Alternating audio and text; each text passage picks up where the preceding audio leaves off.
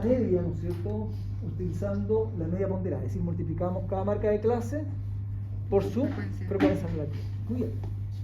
Y acá entonces está lo que yo les comentaba, que ustedes tienen que internalizar, ¿no es cierto?, que lo que estamos haciendo es intentar modelar esa tabla de frecuencia que nosotros describíamos y en donde las marcas de clases estaban modeladas a través de la variable aleatoria, o los valores que tomaba la variable aleatoria, y las frecuencias relativas estaban modeladas a través entonces de las funciones de cuantía.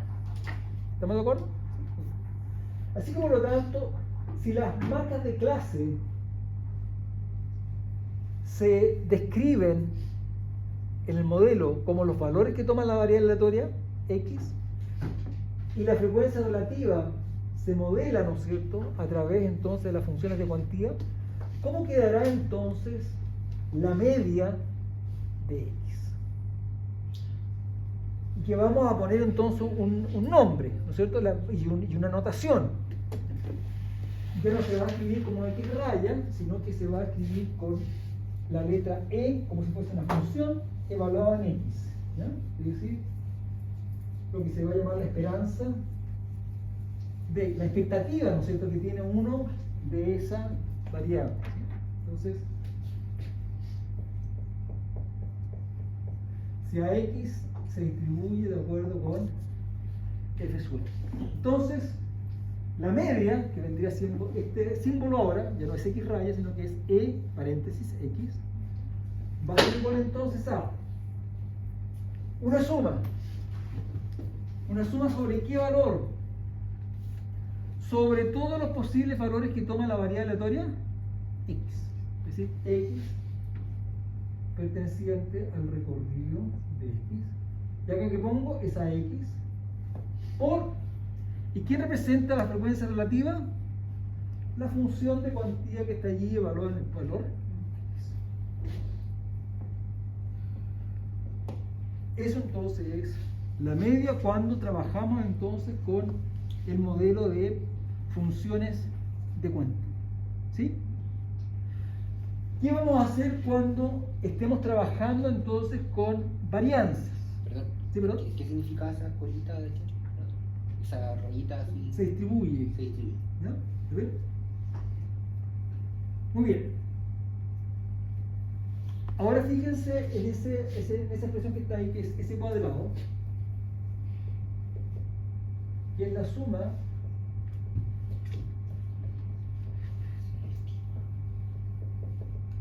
eso entonces nosotros le llamamos la varianza, ¿no es cierto?, para el caso cuando teníamos los datos agrupados, en donde el XI era entonces la marca de clase, el X raya era el promedio ponderado, ¿no es cierto?, y el F sub I es la frecuencia relativa de la clase IS.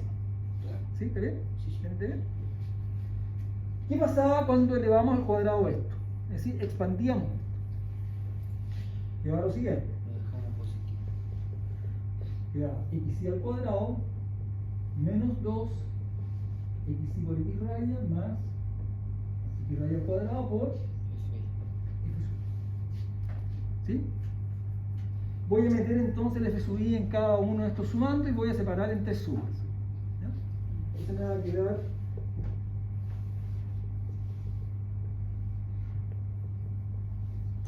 esa sería la primera suma.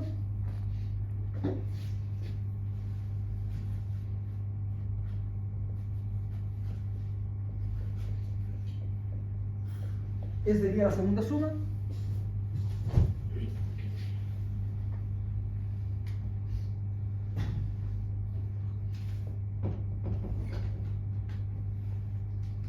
Y esa sería la tercera suma. ¿Sí? ¿Estamos de acuerdo?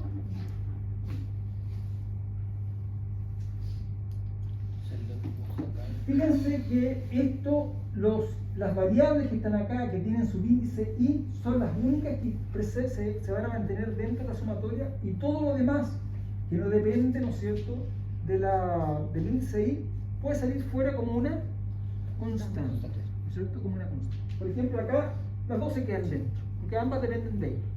Entonces quedaría la suma de I de 1 a n de X al cuadrado por F sub. ambas dependen me refiero de la I latina, ¿no es cierto? Y por lo tanto entonces se quedan del, ¿sí? Más, acá hay algo que no depende de él, que sería ese menos y el X raya, ¿no es cierto? No dependen de las I y el 2, ¿no es cierto? Sería menos 2 X raya por la suma de XY por XY. Por I de 1 hasta, ¿sí? Más, ¿qué es lo que no depende de I latina acá? X raya fuera. Es entonces una constante, sale fuera. Por la suma. Muy bien. ¿Qué pasa cuando yo sumaba todas las frecuencias relativas que me daba? 1. Así que por lo tanto, esto que está acá me queda X raya al cuadrado. Quiero que es la marca de clase multiplicada por su frecuencia relativa.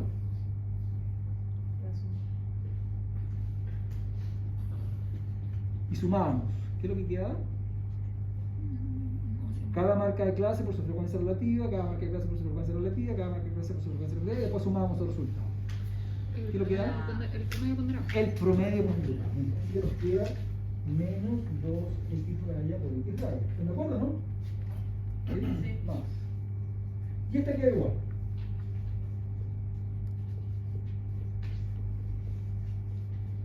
¿Sí? Así que acá me quedó menos 2X raya al cuadrado más X raya al cuadrado, ¿cuánto me queda? X raya al cuadrado. ¿Un signo? Negativo. Negativo. ¿Cierto? Se quedaría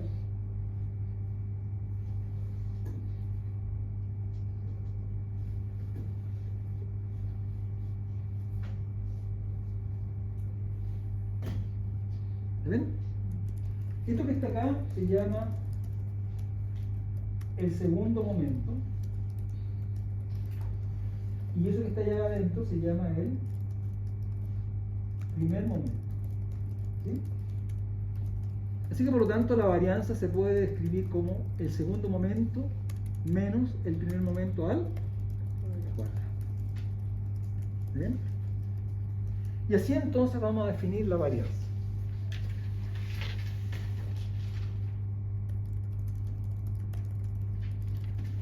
Ahí están entonces lo que requerimos para definir entonces las medidas de centralidad y dispersión. Tomamos una variable aleatoria discreta cuya función de cuantía es f sub x. Vamos a definir el primer momento, o también vamos a llamarle la esperanza matemática, o media de la variable aleatoria x, como la expresión que está ahí, que es la que acabamos de definir allá arriba, ¿no? La segunda línea, ¿sí?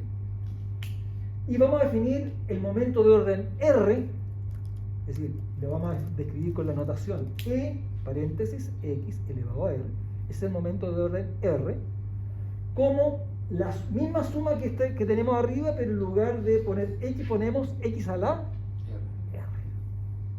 Por esa razón entonces esta expresión que está acá tengo el segundo momento muestral. Y acá tengo el momento reésimo poblacional. Porque recuerden que aquí estamos trabajando exclusivamente, ¿no es cierto?, con un modelo. ¿Sí? Esto es en el modelo y esto es en la muestra. ¿Está bien? Y tiene el mismo comportamiento. Y finalmente se define la varianza como el segundo momento menos el primer momento al cuadrado. Eso entonces es lo que vamos a definir entonces como nuestras medidas de centralidad y dispersión. ¿Sí? Ahora, como cuando teníamos los datos agrupados, ¿ya? Y yo les preguntaba, ¿cuál es la moda? ¿Qué hacían ustedes para decirme dónde estaba la moda? El que más se repetía. Claro, buscamos entonces la frecuencia relativa más larga. ¿Se ven? Escuchen bien. Buscábamos la frecuencia relativa mayor. ¿Se ven? Cambien la frecuencia relativa por la palabra función de cuantía. O sea, el número más alto en este caso, ¿no? ¿De quién? De la característica que estoy midiendo. No. A ver, vamos a describir la siguiente frase. La moda es donde está la frecuencia relativa mayor. ¿Sí? Cambian la frecuencia relativa por función de cuantía. La moda está donde la función de cuantía es mayor. Pero si la función de cuantía es una función, ¿cómo puedo escribir o cómo puedo encontrar dónde está el mayor valor de una función? Tomando su,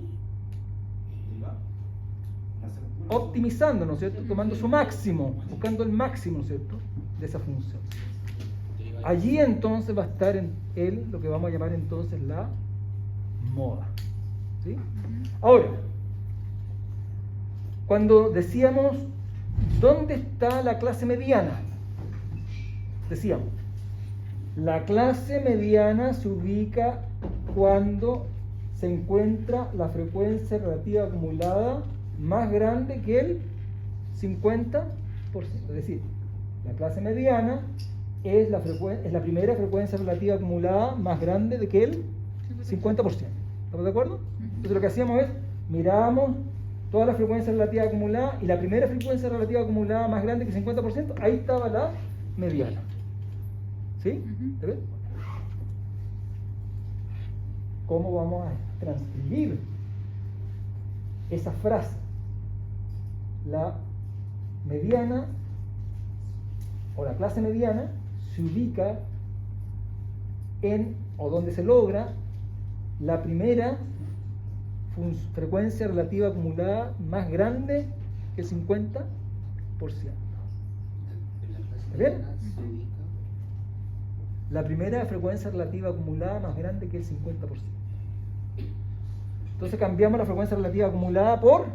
¿Quién modelaba la frecuencia relativa acumulada? La función. ¿La función? ¿De cuantía?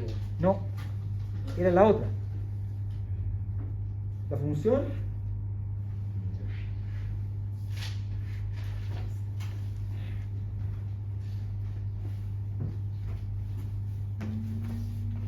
¿Distribución? La función distribución.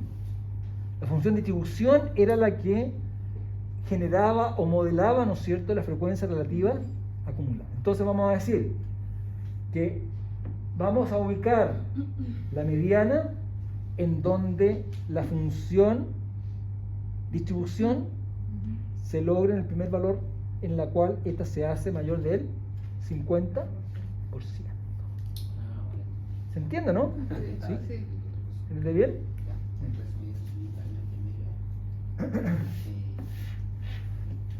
Hay un filósofo que se llama Byung-Chul Han, ¿se lo ubican?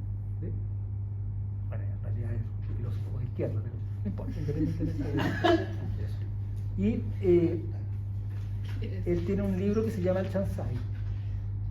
¿Cuál cuánto? Chansai, que es el arte de copiar. Es el arte de copiar.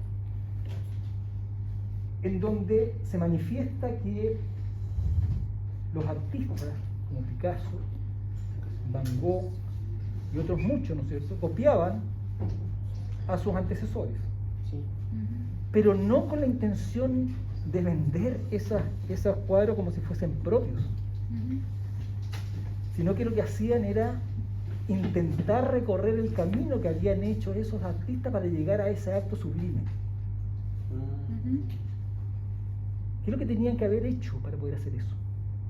Por eso copiaban, buscaban, experimentaban con los colores, intentaban hacer el trazo lo más similarmente posible, cómo poner la mano para poder entonces llegar a ese resultado tan extraordinario, ¿no?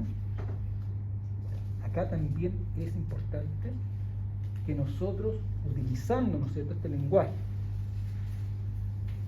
podamos de alguna manera, ¿no es cierto?, describir un pequeño suceso que está definido a través de una característica de lo que está aconteciendo en la población. Y acá entonces el lenguaje se hace importantísimo. Y se hace importantísimo en términos de ser fieles a las normas y a las simbología, ¿no?, ¿sí?, y a la sintaxis que tiene entonces estos símbolos que estamos describiendo. Estos símbolos que estamos describiendo acá, que es como la esperanza matemática y la varianza, cuando la metamos dentro del cálculo diferencial integral, se van a transformar en objetos que nos van a dar, pero mucha información, ¿sí? La esperanza matemática es una suma por el momento. Después se va a transformar en una integral. Después va a ser lo que nosotros vamos a llamar un operador, ¿sí? Y en todas esas escaladas que tiene este símbolo, va adquiriendo cada vez más potencia y mayor poder, y va acumulando mayor información, y se va haciendo incluso hasta más flexible, mucho más dinámico, mucho más que se puede moldear, muy maleable, ¿sí?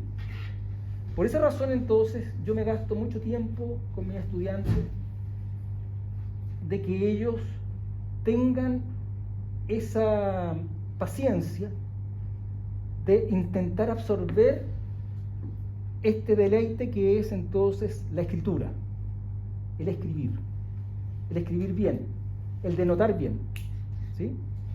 ¿Y por qué razón? Porque si nos equivocamos en la forma como describimos un proceso, lo más probable es que vamos a llegar a un desastre, ¿sí? ¿Ven? Así que es importante entonces que seamos fieles, ¿no es cierto?, a ese lenguaje, y que nos va a permitir entonces absorber una cantidad de información que cuando estemos en ese momento nos va a dar una gran sorpresa, ¿ya? Porque va a comenzar a responder preguntas tan complejas como el hecho de saber cuántos datos yo tengo que tener en mi muestra para que ésta sea representativa de la población. Pareciera ser una pregunta absurda y tonta, ¿no? De hecho, pero no lo es. Es muy importante. Pero para poder responder tenemos que hacer este periplo. Tenemos que transcurrir a través de este viaje para poder llegar a construir ese lenguaje que me permita responder esa pregunta. Es decir, con el lenguaje que tenemos o que tenía la estadística con la cual comenzamos, sería imposible responder esa pregunta. No se puede responder esa pregunta sin construir entonces este lenguaje que vamos a hacer ahora. ¿Está bien? ¿Sí? Entonces decíamos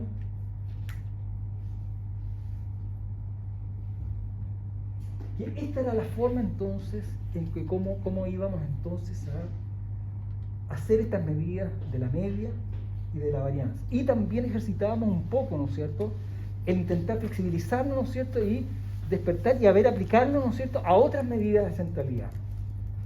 Como vimos, ¿no es cierto?, a la moda, a la mediana, ¿sí? Así que por lo tanto tenemos esta descripción de estas medidas. Recuerden que estas medidas, tanto de centralidad como de dispersión, son los que nos permiten, ¿no es cierto?, decidir, y nos va a permitir decidir, ¿no es cierto?, finalmente, cuál es la distribución de nuestros datos. ¿Sí? Finalmente, ¿sí?, cuando terminemos prácticamente este curso, ahí vamos a recién, ¿no es cierto?, responder ese tipo de preguntas. Muy bien. Bueno, cuando estamos trabajando entonces con una Bernoulli, la esperanza es P y la varianza va a ser P por 1 menos P. ¿Sí? Es entonces lo que vamos a hacer. Vamos a ver cómo llegamos a esto.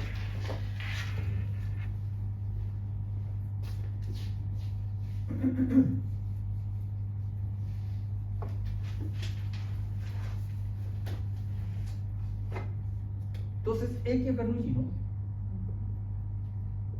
Eso significa, ¿no es cierto?, que su función de cuantía es P elevado a X por 1 menos P a la 1 menos C, con la indicatriz dos variables, 0 y 1. Esa es la función de cuantía. Calculemos la esperanza de X. ¿Cómo se calcula la esperanza de X? Bueno, simplemente sume sobre todos los valores que toma X. ¿Cuáles son todos los valores que toma X? 0 y 1. Entonces voy a sumar entonces cuando el X vale 0 y cuando el X vale 1. ¿De quién? De los productos de esos valores por su función de cuantía evaluada en esos valores. Es decir, X por X sub X. ¿Están de acuerdo? Sí. Así que esperanza de sub X de X es eso. ¿Sí? Así que por lo tanto me queda que es la suma de X de 0 a 1 de X por P elevado a X por 1 menos P a los 1 menos X. Ya no pongo la indicatriz porque yo sé que siempre va a ser, los valores 0 y 1 va a ser 1. ¿Ven? Así que nos quería eso. Bueno, tenemos dos valores nomás. Cambio la X por 0, cambio la X por 1 y después los sumo, nada más que eso. Entonces cambio la X por 0 y me queda cuando la X vale 0 acá. 0. Cuando X vale 1, me queda P elevado a 1 por 1 menos P elevado a. ¿Cuánto es 1 menos P elevado a 0? 1. 1. ¿Qué multiplicado por P? P. Más 0. P. La esperanza de X entonces en el modelo es P. ¿Sí? La varianza.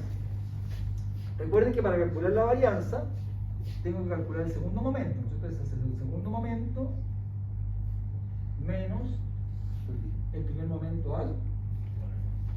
¿Sí? Calculemos el segundo momento entonces. Pero el segundo momento es lo mismo que este, salvo que en lugar de poner X aquí, pongo X al cuadrado. Me queda la suma de X de 0 hasta 1 de X cuadrado por P elevado a X por 1 menos P a los 1 menos X. ¿Sí? Y hago lo mismo que antes. Cambio la X por 0, que me queda 0. 0. Más, cuando la cambio la X por 1, me queda P, ¿cierto? Me queda P elevado a 1 por 1 menos P elevado a 0, que es P. ¿Sí? Nuevamente. ¿Ven? Así que la varianza de X es segundo momento. ¿Cuánto vale el segundo momento? P. Más, menos, el segundo momento, el primer momento al Cuadrado. ¿cuánto vale el primer momento? P. Al cuadrado. P cuadrado. Actualizo por P y me queda P por 1 menos P, que es entonces la diferencia. ¿Estamos de acuerdo? ¿Sí? Les voy a dejar a ustedes que hagan las dos siguientes, es más difícil por supuesto, pero para que ustedes entonces comiencen a meterse un poco con algunos conceptos algebraicos, conceptos básicos. Por ejemplo, cuando entres, ¿no es cierto?, a calcular la esperanza de X, la varianza de X, va a estar involucrada el teorema de Trinomio. ¿Sí?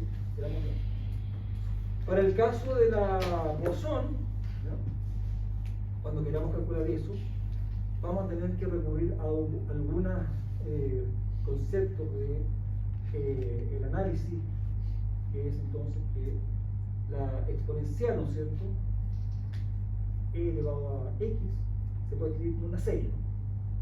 La suma de x elevado a k partido por x al total. Ahí vamos a tener que utilizar entonces esa expresión. Es importante entonces que ustedes vayan utilizando entonces todo lo que ustedes trabajaron en matemática 1, 2, 3, ¿cuántas matemáticas tienen ustedes? 4. 4. Sí, 4. ¿Sí? ¿Sí? Hasta matemática 26, ¿no? ¿Más 26 tienen? ¿Sí? Esa es integral, ¿no? Esa, claro. Muy bien. Ahí tenemos entonces las principales. Fíjense lo curioso, ¿no? Cuando teníamos una binomial era suma de Bernoulli's. ¿Sí? La media de una Bernoulli es P. P.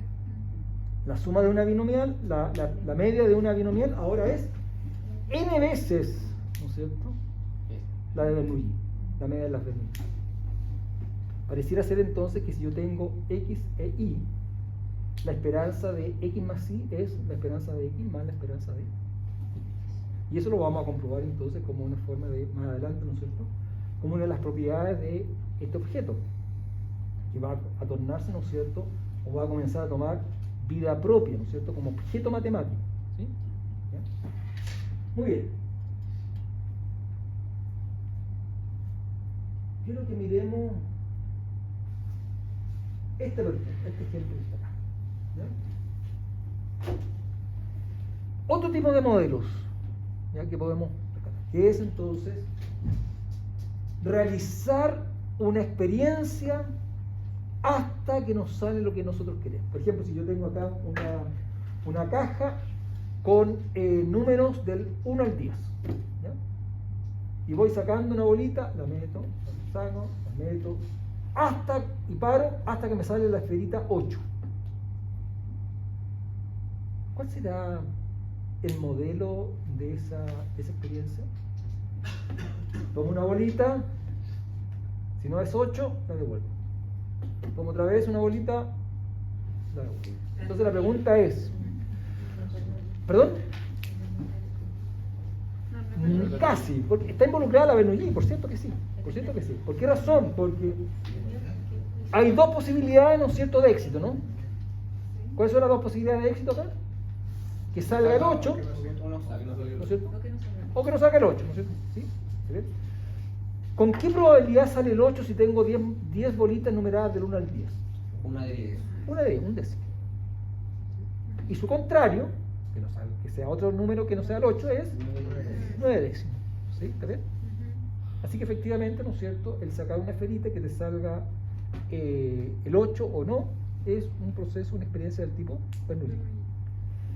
Pero no se están sumando Bernoullis, sino que lo que está ocurriendo es que se están sucediendo, escuchen bien, se están sucediendo, es decir, hay una sucesión de eventos que están aconteciendo y cada uno de esos eventos es un evento Bernoulli.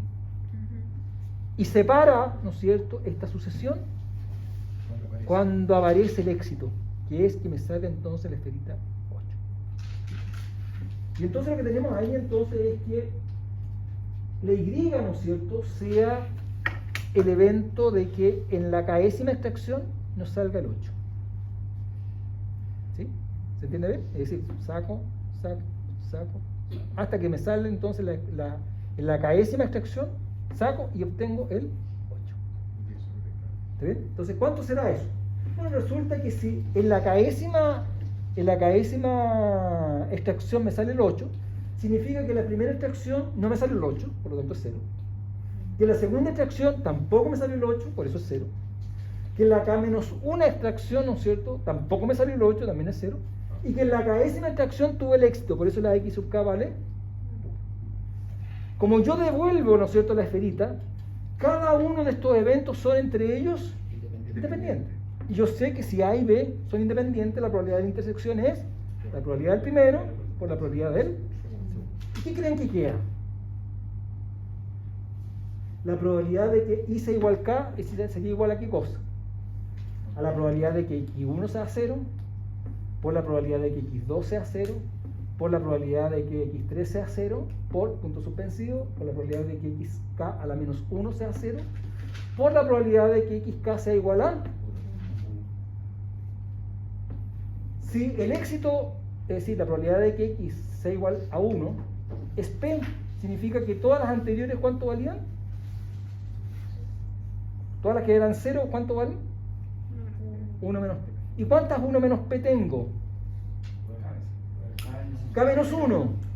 ¿Sí? Entonces me quedaría, ese producto me quedaría 1 menos P elevado a K menos 1 por la probabilidad de éxito, que en este caso es P. ¿Sí? Y esa expresión, ¿no es cierto?, se llama entonces, lo que tenemos ahí, eso que está ahí, ¿no es cierto?, se llama entonces la función de cuantía geométrica. Ahora, ¿por qué se llama geométrica? Bueno, porque está involucrada, ¿no es cierto?, una sucesión geométrica. Si yo pongo un peso en una de las celditas de una de estas tablas del juego de ajedrez, que son 64.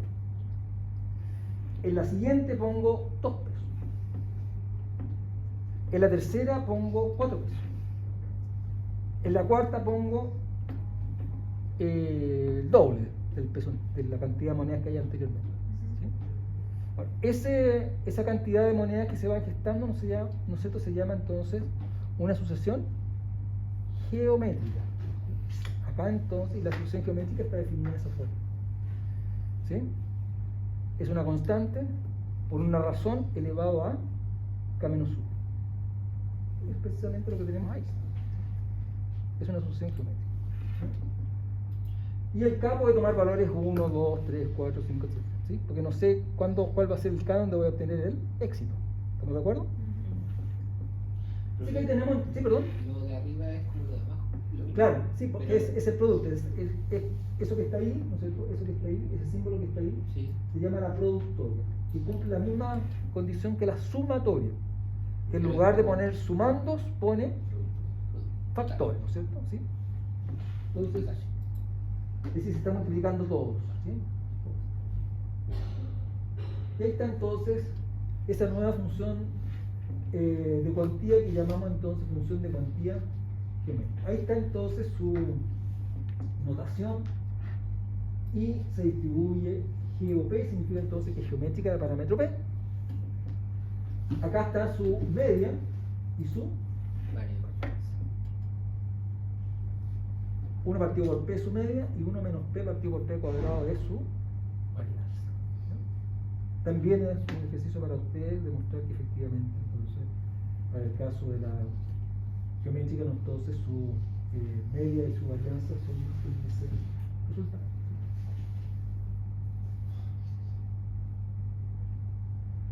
Pero después igual. Muy bien, acá tengo unos ejemplos que son importantes. Miren, esta que está acá, esa que está ahí, ¿creen ustedes que es una función de cuantía artificial? Que está allí exclusivamente para que ustedes trabajen con la función logaritmo o trabajen un poco con eso. Bueno, sí, es verdad, sí, es cierto. Sí, es para que trabajen con la función logaritmo y recuerden un poco cuáles son las propiedades de la función logaritmo. Sí. No es necesario. Pero esta función, ¿no es cierto?, tiene una historia. ¿Sí? Se llama la función de cuantía de Benford. De Benford. Antes la percibió su existencia un astrónomo, en donde mirando la tabla de los logaritmos, veía, por ejemplo, que la frecuencia con que aparecía el primer decimal no eran uniformes. Es decir, el 1 no aparecía con la misma frecuencia que el 2, que el 3, que el 4, que el 5, el 6 y el 9. No aparecían de la misma forma. ¿Sí? Muy bien, esa idea entonces la tomó Benford, demostró entonces que era una función de cuantía, y lo que hizo entonces fue tomar cualquier dato, número de teléfono, áreas de regiones, y lo que tomaba era el primer dígito distinto de 0.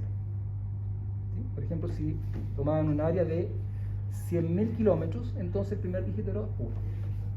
¿Sí? Era 1. Si tomábamos una graduación, ¿no es cierto?, de un cierto líquido, ¿sí?, y el primer decimal distinto de 0, ¿no es cierto?, era el valor que se tomaba. A eso le llamó entonces el dígito primario. Y comenzó a establecer entonces una serie de mediciones, ¿sí?, de mediciones, y que garantizaba, ¿no es cierto?, algunas cosas interesantes, ¿no es cierto? Comenzó a probar, ¿no es cierto?, que si teníamos una cantidad suficientemente grande, ¿no es cierto?, de datos a los cuales les calculábamos, ¿no es cierto?, los primeros dígitos primarios, ¿sí?,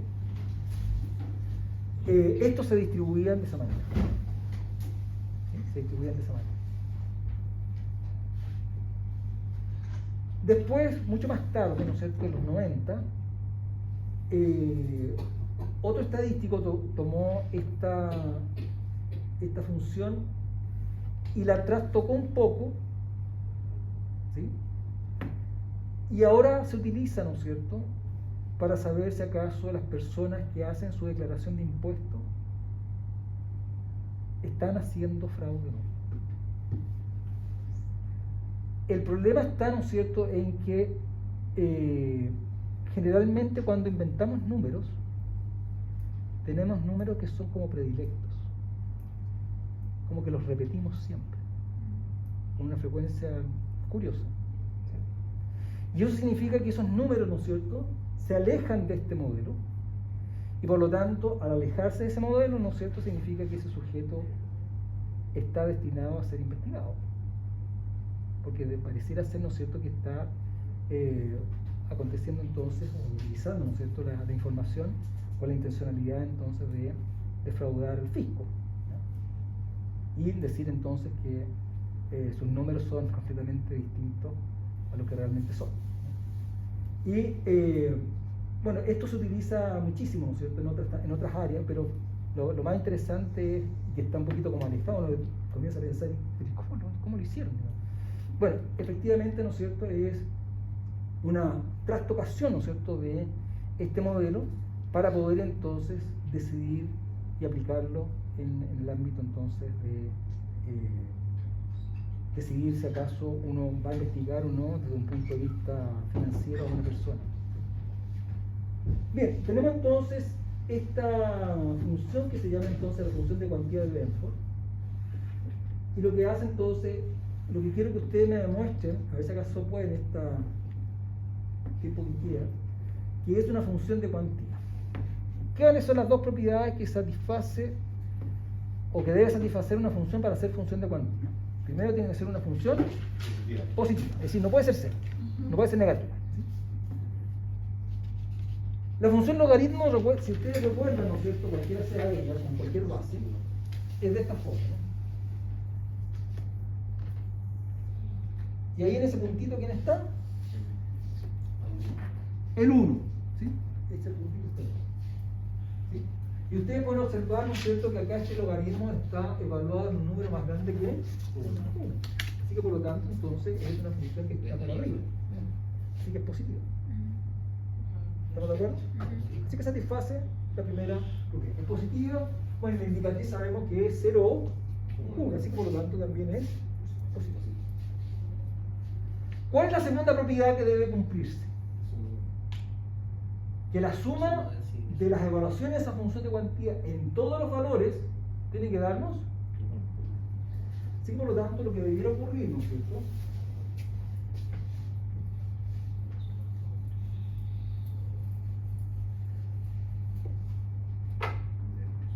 es que la suma, ¿cuáles son los valores que toma X? De 1 hasta n menos 1. De 1 hasta n menos 1, de logaritmo en base n de 1 más 1 partido por x. ¿Sí? Ya nos ponemos la función indicativa que ya sabemos que eso va a ser 1 de tasa. ¿Sí? Bueno, para poder saber cuánto vale esto, tenemos que recordar lo siguiente, ¿no? Que el logaritmo de a por b en cualquier base es igual a ¿cuánto? Logaritmo de a más logaritmo de... A la suma de los logaritmos. Exactamente, el logaritmo de a más el logaritmo de... Y acá tenemos sumas de logaritmos. Así que si saco el logaritmo de acá, esa suma se transforma en... Esa suma acá se transforma en multiplicación en producto.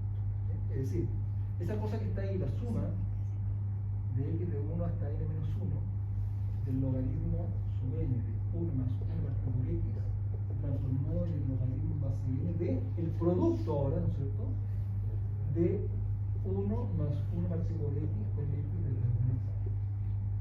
¿Sí? ¿Ven, no? Expandamos eso, a ver qué es lo que nos da. Esto sería entonces el logaritmo en base n del producto de x desde 1 hasta n de x más 1 partido por x. ¿Sí? Comencemos con el 1. ¿Cuánto nos queda?